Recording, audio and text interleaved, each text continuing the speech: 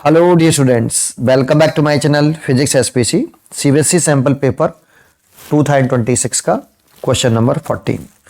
उसमें assertion given है हमें the critical angle of light passing from glass to air, glass से air जा रही है, in is minimum for violet light. ठीक है, और रीजन दे रखा है उसका the wavelength of blue light is greater than the light of other colour. ठीक है, सबसे पहले ऐसे क्वेश्चन जब भी आए तो आप चेक करा करो कि असर्शन, और पहले चेक करो असर्शन ट्रू है या फॉल्स है, फिर रीजन चेक करो कि वो ट्रू है या फॉल्स है, उसके बाद वो उसका करेक्ट एक्सप्लेनेशन है या नहीं वो बाद में चेक किया करो। 3 स्टेप में तोड़ो। ठीक है, अच्छा सोल्यूशन। तो सबसे पहले मैं ये चेक करता हूं कि ये स्टेटमेंट ट्रू है या फॉल्स है, असर्शन वाला। The critical angle of the light passing from glass to air. तो देखो, एक आपकी ये इधर ग्लास मान लो और इधर एयर, और लाइट जा रही है आपकी किधर से किधर, ग्लास से एयर में, है ना। क्रिटिकल एंगल की बात कर रहा है, तो जब इंसिडेंस एंगल क्रिटिकल एंगल के बराबर होता है तो रिफ्रेक्शन एंगल 90 डिग्री होता है। ठीक है, अब क्रिटिकल एंगल का फॉर्मूला क्या होता है, sine C is equal to N R upon N D. अब ऐसे मत याद करना कि 1 अपॉन म्यू, है ना। मैंने इसका डेंसर मीडियम, इसे डेंसर मीडियम बोल रहे हैं, और ये रेयर मीडियम। तो इस ग्लास को डेंसर मीडियम माना तो एन डी, और एयर को मैंने रेयर मीडियम माना है तो एन आर।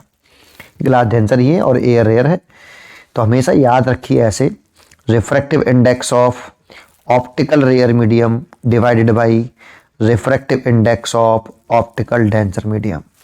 क्योंकि अब अगर आप ये याद करोगे ना कि वैसे एयर का, अगर ये एयर है तो इसका रिफ्रैक्टिव इंडेक्स 1 हो जाएगा, है ना, और ग्लास का मान लो म्यू है, तो इस वाली कंडीशन में इसको लिख सकते हो 1 अपॉन म्यू। आपको यही याद होता है sine C is equal to 1 upon mu. ये हमेशा वैलिड नहीं होता 1 अपॉन म्यू, ये तब वैलिड होता है जब एक साइड में एयर हो, है ना, लाइट डेंसर टू जा रही है, एयर हो, तभी तो सही है। लेकिन यहाँ जरूरी नहीं हर बार एयर हो, इसीलिए क्रिटिकल एंगल का फॉर्मूला भी कभी भी याद करो तो आप ये याद करो। ठीक है, अब इस सिनेरियो के लिए यहाँ पे एयर ही है, इसीलिए एन आर की वैल्यू 1 रख दी, और एन डी रिफ्रैक्टिव इंडेक्स मैंने म्यू मान लिया। अच्छा, इतनी बात समझ में आई। अब हमारे पास 7 कलर ऑफ लाइट है विवग्योर, है ना, ऐसे जानते हो। इधर की तरफ इसकी वेवलेंथ जो होती है वायलेट कलर की, ये 4000 एंगस्ट्रॉम, और इसकी होती है 8000 एंगस्ट्रॉम इन एयर, है ना। और बहुत सी किताबों में 3600 और 7800 एंगस्ट्रॉम भी दे रखी है, 800 एंगस्ट्रॉम एयर में होती है। ऐसे वेवलेंथ क्या हो रही है, इधर से इधर जलने पर इंक्रीज हो रही है ना। अगर वेवलेंथ बढ़ रही है तो एक कोची साहब थे, कोची, उन्होंने एक फॉर्मूला दिया था आपका, और उन्होंने बताया था कि mu equal to A plus B upon lambda square. ये तो रिफ्रैक्टिव इंडेक्स ऑफ मीडियम का और लाइट की वेवलेंथ का, ए और बी कोई कांस्टेंट टर्म है, इनवर्स रिलेशन होता है। तो देखो, इधर अगर वेवलेंथ इंक्रीज हो रहा है तो वेवलेंथ इंक्रीज होगा तो रिफ्रैक्टिव इंडेक्स घटेगा। अब ये रिफ्रैक्टिव इंडेक्स लाइट का नहीं होता, है ना, ये रिफ्रैक्टिव इंडेक्स घट रहा है।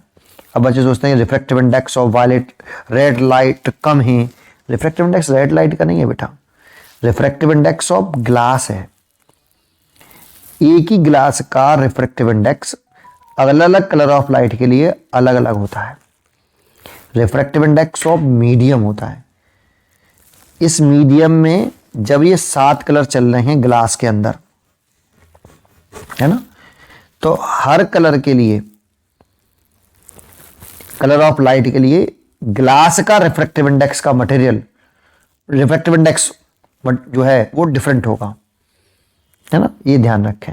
रिफ्रैक्टिव इंडेक्स अब ये डिफरेंट है तो ऐसे घट रहा है, और रिफ्रैक्टिव इंडेक्स अगर ग्लास के मटेरियल का रेड लाइट के लिए जिसके लिए कम है, उसका क्रिटिकल एंगल सबसे ज़्यादा होगा।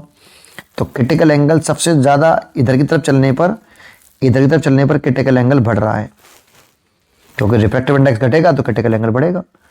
तो वो हमसे पूछ रहा है कि सबसे क्रिटिकल एंगल हमसे क्वेश्चन में गिवन है कि मिनिमम वायलेट कलर के लिए होता है, तो सही है।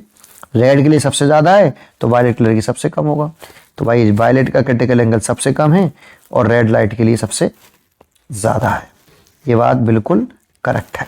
दैट मीन्स ये स्टेटमेंट जो है वो ट्रू है। पहली बात तो ये समझ में आई। हाँ सर ये तो समझ में आया। दूसरा चल लेते हैं। The wavelength of blue light is greater than the light of other colour. Blue light की जो वेवलेंथ है, ब्लू लाइट ये ना, इसकी वेवलेंथ बड़ी है greater than the light of other colour. तो देखो भाई सबसे बड़ी तो नहीं है इसकी इधर की तरफ चल रहे हैं तो वेवलेंथ बढ़ रही है। तो ब्लू लाइट की वेवलेंथ बड़ी है अदर कलर से, तो रेड से तो छोटी है। रेड की वेवलेंथ तो ज्यादा होती है।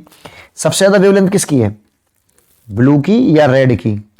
तो भैया रेड की ज्यादा है वेवलेंथ, ब्लू की तो कम है। और ये कह रहा है कि भाई ब्लू की wavelength other colour of light से कैसी होती है, ज्यादा होती है। तो ये तो फॉल्स स्टेटमेंट है। जब एक ट्रू आ रहा है एक फॉल्स आ रहा है, तो देखो इसमें तो दोनों ही ट्रू हैं, इसमें भी दोनों ट्रू हैं, तो ये तो दोनों होंगे ही नहीं। फिर इन दोनों में से चेक करना पड़ेगा। तो असर्शन ट्रू है और रीजन फॉल्स है, इसलिए सी चॉइस इज करेक्ट है ना। इसका आंसर हो गया सी। उम्मीद करता हूं कि आपको ये जरूर समझ में आया होगा। पढ़ते रहिए और खुश रहिए।